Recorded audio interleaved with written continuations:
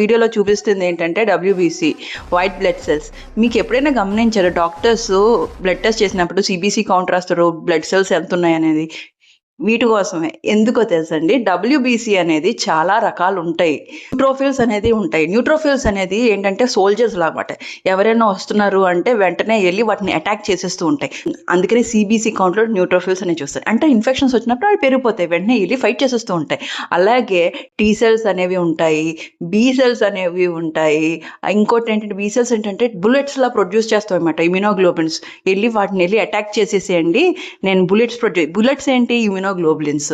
ఇంకోటి మ్యాక్రోఫేజెస్ అని ఉంటాయి. మ్యాక్రోఫేజెస్ ఏంటి, ఇప్పుడు మొత్తం పెంట అంతా చచ్చిపోయి ఉంటారు కదా, ఏంటి పెద్ద ప్యాథోజన్స్ ఇవన్నీ వెళ్ళి మొత్తం అంతా క్లీనప్ చేసేసుకుంటూ ఉంటాయి. ఎంత మ్యాటర్ అవుతుంది మన బాడీలో. క్యాన్సర్ సెల్స్ కూడా అటాక్ చేసేస్తాయండి. సరే, క్యాన్సర్ సెల్స్ ఉంటూ ఉంటాయి ప్రతిరోజు ఇప్పుడు కూడా. అవన్నీ అటాక్ చేసేసి ఇవే మెయింటైన్ చేసేవి.